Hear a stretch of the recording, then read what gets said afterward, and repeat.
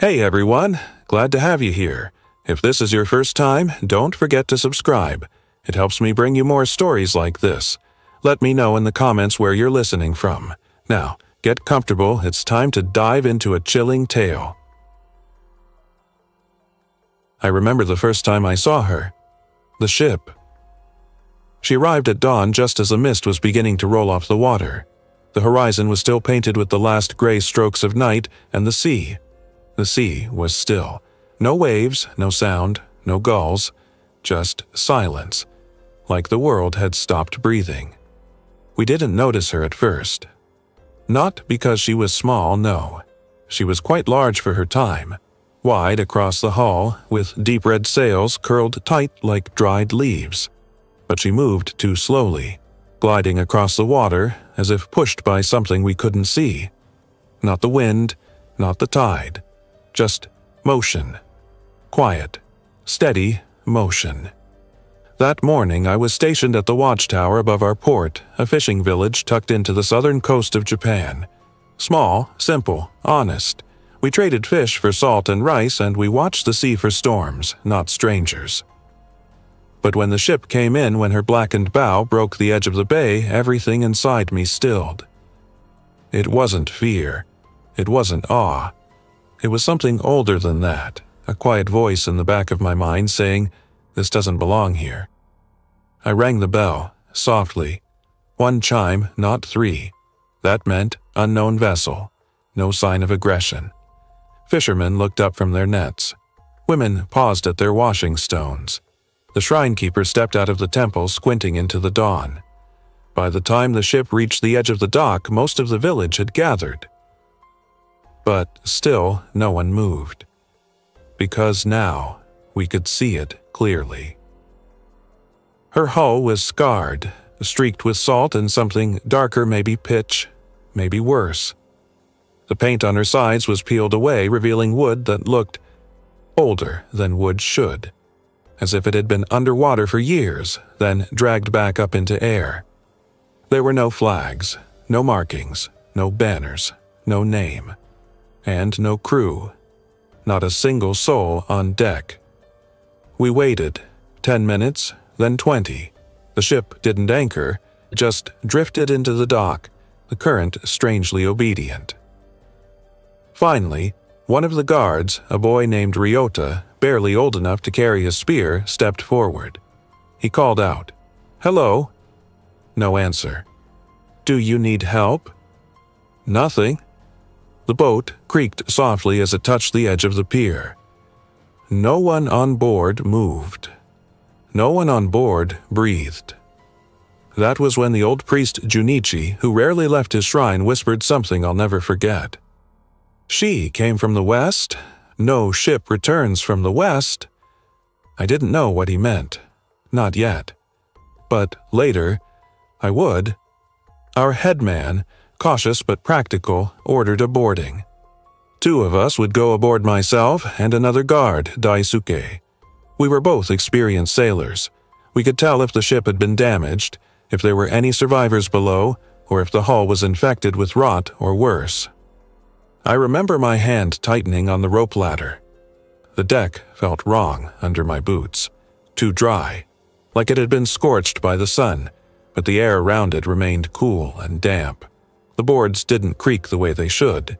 They didn't give. And everything was too clean. No bodies, no blood, no broken crates or sails torn by storms. It was as if the crew had simply vanished, one by one, neatly. The ropes were tied, the sails furled, the storage hatches locked, the wheel was centered. Nothing was in disarray. That, more than anything, unsettled me, because storms leave chaos. Death leaves signs. But this ship had neither. It was like everyone had simply stood up and walked off into the sea. We opened the hatch and descended. The lower deck was dim, lit only by the cracks in the wood above. Dust floated in the air, not stirred, not fresh, stale. There were sleeping mats, personal items, even meals, half-prepared dry rice in bowls, fish bones on plates, One cup of tea, still sealed, untouched. Shoji screens lined one corner, and behind them a prayer altar had been set up. Not uncommon sailors often prayed before long journeys. But there was something strange about this one. The paper charms, ofuda, had been placed backward. I'm no priest, but I knew enough to see it. They weren't warding something off. They were keeping something in. Daisuke turned to say something. I don't remember what. Because at that moment the air changed. It got cold. Not like ocean wind, but like deep cave cold. Like the kind of chill that lives in stone. I turned toward the far wall, and I saw something that didn't make sense. A mirror, polished silver, hanging above the altar. But it wasn't our reflection staring back. It was someone else. Someone taller, wearing robes too heavy for travel. His face was not clear, not wrong, just blurred. Like he was on the other side of the fog. I blinked. The image vanished. Daisuke grabbed my arm. We need to go, he whispered. Now. I nodded. But before we could move, something knocked. 3 times, from inside the hall, not below us, within the walls. We didn't speak again until we reached the dock. We didn't explain. We didn't need to. Everyone saw our faces. The headman ordered the ship sealed. But the sea had already brought her in. And the sea wasn't done. The ship sat at our dock for 3 days, tied, silent, undisturbed. The tide shifted, the winds came and went, but the vessel remained perfectly still as if the sea refused to take it back. On the 3rd morning, the headman made a decision. We would open the captain's quarters. It was the only room we hadn't entered, the only door we hadn't touched. It wasn't locked, but none of us wanted to be the first to try the handle. Even the wood around the door felt strange, too smooth, not worn like the rest of the ship, and colder like it held its own temperature separate from the world. The village carpenter, a man with no superstition in his blood, stepped forward. I'll do it, he said. He placed his hand on the knob and paused. He stared at the door for a long moment. Then, slowly, turned it open. The room was small, cramped, dim, but clean, far too clean. There was a writing desk, a mat for sleeping, a shelf of books, and in the center of the room, something none of us expected. A small wooden box no bigger than a rice bowl, black, lacquered, wrapped in red string. No names, no marks, no signs of its origin. Beside it, an ink brush, dry, and a single piece of parchment, blank. The carpenter stepped closer. He reached for the box. The headman stopped him. No, he said, voice firm. That doesn't leave the ship. So we left it there. Box unopened. Door closed again. But something followed us back down the ladder. We just didn't know it yet. That night, the carpenter began coughing. Not loud, not violent, just persistent. Dry. By the morning, 2 more villagers had the same cough. No fever, no rash, just that sound, a hollow scratching from the chest like breathing through old wood. The village healer brought herbs, hot stones, prayers. Nothing helped. By the end of the 2nd day, 10 were coughing. By the end of the 3rd, 20. But no one had touched the box, no one had taken anything from the ship, no one had even gone aboard since we sealed it. And yet, the cough was spreading. It wasn't just the illness. People began talking about dreams. At first, they were vague, whispered mentions of water, cold, silence. But then, they became more specific. One of the guards claimed he saw a man standing at the edge of the dock, motionless, watching. When he looked closer, the figure had no face, just smooth skin, like polished driftwood. Another dreamer said she was inside the captain's quarters, but everything was reversed. The walls curved outward, like a shell, The box was open, and inside it was another version of herself, sleeping, eyes wide open. Even those who had never seen the ship began dreaming. The shrine keeper woke in a panic, clutching his chest, saying he had seen the sea rise like a wall and then collapse but without making a sound. No waves, no splash, just a curtain of water. And silence. On the 5th night, the carpenter left his house. He was coughing worse than anyone, but he was calm. He walked to the dock barefoot, wearing only his robe, even in the cold. He climbed onto the ship without speaking. We followed him, but didn't stop him. No one did. He walked straight to the captain's quarters, opened the door, stepped inside, and locked it behind him. When someone locks a door, you expect sounds, footsteps, breathing, maybe crying. But from the captain's quarters came nothing. We waited outside the room for hours. No footsteps, no words, no cough. We thought maybe he had fallen asleep. Maybe he was praying. Maybe he was already gone. At dawn, the headman brought the carpenter's son to the ship. A quiet boy with the eyes like still water. He knocked 3 times on the door, then whispered, "Father, please come back." Still no answer. We didn't break in. We waited. That night, rain began to fall. Not a storm, just rain. Endless, steady, quiet, like the sea had decided to come down from the sky instead. It did not stop. On the 3rd morning, the door was open. No one saw it happen. We found it swinging gently, creaking once with each breath of wind. The room was dark, darker than it should have been, even with the overcast sky, even with the lantern. Inside, it was cold, not damp, not wind-chilled cold from within. The carpenter was gone. No blood, no marks, no note, just an impression in the sleeping mat as if someone had laid there, unmoving, for days. And on the desk, a letter. It was folded neatly, no seal, no envelope. The parchment was dry, heavy, and smelled faintly of iron like old coins. We opened it carefully. Inside was a single line written in deep black strokes. I did not open the box. The box opened me. There was no signature. And here's the strangest part. Our ink is dark brown, almost red, but these letters were black, pure black, thick, glossy, as if written in something that doesn't dry. We checked the ship, no ink pot like that. We asked the shrine. No ritual ink had gone missing. Whatever it was written with did not come from us. The rain did not stop. Days passed, then a week. The sea remained flat, lifeless, no tides, no waves, no fish. Boats returned empty, nets tangled. The wind died, the sky grayed, and the village began to close its shutters, not from storms, but from silence. You don't know how much you need wind until the world stops breathing. Even the birds were gone. The dogs refused to walk near the docks.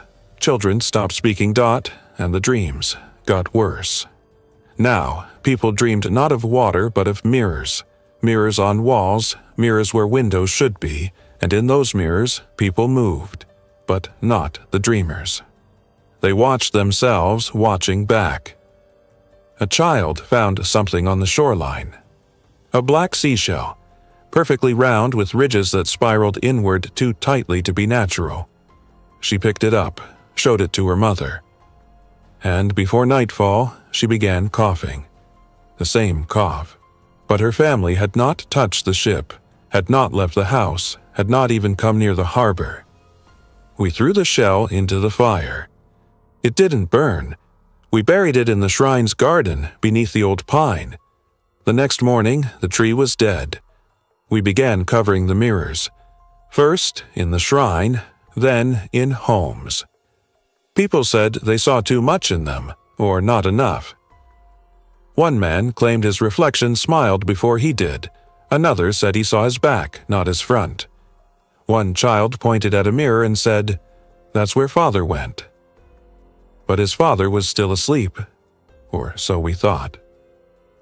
By morning, the bed was cold, and the window open. No footprints, no door opened.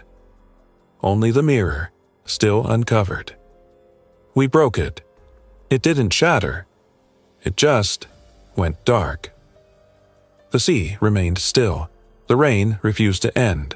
The ship remained untouched. And the village began to disappear not all at once, but quietly. The first was a fisherman named Tetsuya. His boat was still tied, his coat still hanging by the door. A pot of rice was cooking, nearly finished when it burned. No signs of a struggle, no footprints in the mud, no farewell note, no blood. Just gone. Then a girl, then a farmer, then 2 brothers, none connected, none sick. They simply weren't there anymore. The healer said it was like forgetting how many people you live with. You wake up and someone is missing, but the absence doesn't hit you like a wound. It settles over you like dust, soft, inevitable. On the 8th day of silence, another letter appeared. This time it wasn't in the ship. It was found inside the shrine, placed beneath the feet of the guardian statue. Same parchment, same black ink. It read, "You sealed the box, but the box never sealed you." Again, no signature. Again, no explanation. The priest burned it, but the flames bent away. The parchment curled, but never caught. Eventually, he buried it beside the first shell. He stopped speaking the next day. That night, the stars disappeared. Not clouds, not fog, just black, deep, blank black. The sky above the village turned into something smooth like lacquered wood. No texture, no shimmer, no shape. People stood outside their homes, staring upward in silence. No one spoke, no one moved. It felt heavy. Like the sky itself was pressing down, listening.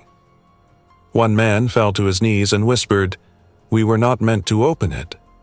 But no one had opened the box. We had only looked at it, and maybe that had been enough. In the headman's house, the old wall clock stopped ticking. He opened the case, expecting to wind the coil. Instead, he found the glass fogged from the inside, and beneath the gears, a thin red stain pooled at the bottom, sticky, not dry. He dipped his finger just once and drew back sharply. The clock ticked once, then stopped again. When he turned around, his reflection in the window wasn't moving. It blinked after he did. He smashed the glass. His reflection smiled. It was a boy, no older than 10, who opened the box. No one knew how he got aboard. No one saw him climb the ladder, only the splash when he fell into the sea. They pulled him out cold, silent, breathing. But he wouldn't speak, wouldn't eat, wouldn't blink. Just held his arms tightly to his chest as if still holding something. That night, he spoke. Only once. Whispered to the shrine statue. It asked me what I was. Then he closed his eyes and exhaled. He did not inhale again. At sunrise, the sea turned reflective. Not calm, but truly reflective like glass. Every wave, every ripple, gone. The clouds above didn't move in the water. The birds overhead cast no shadow. Even the villagers' reflections looked wrong. One man bent down to fill a bucket. His reflection looked up first, smiled, and reached out just as he touched the surface. He dropped the bucket, stumbled back. There was no splash, only a ring that never faded. When something dies, it leaves behind a silence. But what if the silence grows? The village began to change. Not all at once, not like a fire or a flood, but inward like breath being drawn and never released. Homes shifted, their walls bowed inward, Doors closed themselves, floors dipped as if something heavy was sitting beneath them. One house, closest to the dock, folded in completely, not broken, not shattered. Folded, as if it had never been meant to be open in the first place. Inside was nothing, no furniture, no dust, just smooth, blank walls. Even the family who lived there, no one remembered them. Their names, their faces gone. One elder said, "They were never here." But they were, we knew they were. We just couldn't prove it. The shrine had been sealed. Covered in prayer charms, wrapped with ropes soaked in salt and smoke. But one morning, the doors stood wide open. Inside, the mirror was uncovered. It hadn't been touched, not by hand at least. No footprints, no signs of forced entry. But it was clean. Too clean. A child, the same who once found the shell, stared into it for a long time. Then she said, "It knows my name." When asked what it was, she simply pointed at the mirror. And smiled, but not her smile. It was too still, too symmetrical, like a drawing of a smile, not the real thing. That night, one of the fishermen walked into the bay. He left his clothes folded on the dock, his sandals neatly placed. No note, no farewell. But in the sand, beside his footprints were smaller prints, bare feet, too long, too thin, and deeper than they should have been. Someone had walked with him. Into the water. His boat was found the next morning. It was dry, but the oars were wet, and tied to the mast was a third letter. The sea is not where it ends, it is where it waits. The headman gathered what remained of the village. Only a few dozen now, the rest had vanished or forgotten. He stood near the fire pit holding a lantern that refused to flicker. He looked tired, smaller than he had ever seemed. He said, "We should have pushed it back. We should have sent it away." No one asked what it was. We all knew. Then he held up a scroll. It wasn't from the ship. It was older, fragile, kept in the shrine, never read aloud. He read one line. "When the mirror floats, do not look in. When the box breathes, do not listen." And then he walked to the ship. Not quickly, not slowly. He placed the scroll on the deck beside the box, then lit the lantern, and stayed there. The fire began bright. The lantern fell. The oil caught. The deck curled and cracked. Flames licked at the ropes, the railings, the mast. But then, they paused. The flames bent not away, but downward, as if pulled into the ship itself. They vanished, without smoke, without ash. Only the scroll remained, unburned. We never found the headman, only his boots placed side by side. Dry. By the 12th day, the village no longer had a name. It had been spoken once and then lost. Not stolen, not taken, just misplaced. Like a word on the tip of your tongue that you'll never say again. On the night of the 12th day, the sky changed again.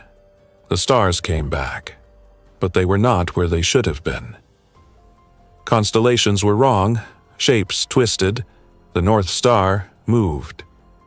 Some villagers rejoiced, thinking it a sign that everything would go back to normal. But others, especially the old, stood silently, staring upward, faces pale. Because some of them remembered those stars, not from charts, not from maps, from dreams. The same dreams we'd all been having. The mirror in the shrine was missing. The frame remained perfectly centered on the altar, but the glass was gone, not broken, not cracked, just gone. A smooth emptiness now hung in its place. Some said they saw things moving behind it like smoke, but slower, more deliberate. And on the wall behind where the mirror once hung, someone had written, not carved, not inked written, as if with a fingertip dipped in shadow. You are the reflection now. At dawn on the 13th day we heard it. Waves. Real waves. Wind. Birds. The sound of the sea returned timid at first, then stronger. The ship was gone. No splash, no drift, just not there. The ropes were still tied, the dock still damp. But the ship that came in without a crew left the same way. Only the box remained. Not aboard. On the beach. Open. Empty.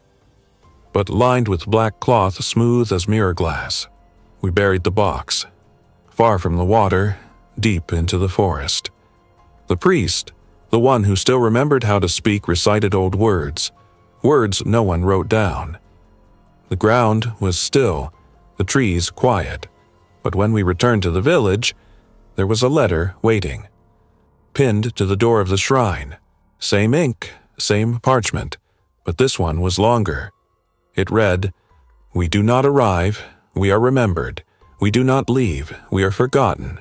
You did not see us, but you will. Every still sea holds a door, and every mirror opens." No one touched it. The village lived on. Somehow. The fish returned. The cough faded. The dreams stopped. But the mirrors stayed covered. And no one spoke of the ship, not aloud, not clearly. We rebuilt homes, replanted trees. But no one built near the beach again. And if a child ever wandered too close to the forest, we called them back, quickly. Because sometimes, even years later, we would find small black shells near the edge of the trees. Perfect. Round, still warm. And we never opened them. Not again. They say it still sails. Seen by watchmen on lonely shores. Gliding in from the mist, quiet and slow. A ship with no crew, no flag, no name. But always arriving. If you see it, do not go aboard. Do not speak its name even if you know it. And whatever you do, do not look into the water when it's too still. Because something might be looking back. And it already knows your reflection. Thanks for listening till the end. If you enjoyed this story, leave a like and subscribe. It helps keep the channel going and brings more stories your way. Remember, the darkness is always closer than it seems.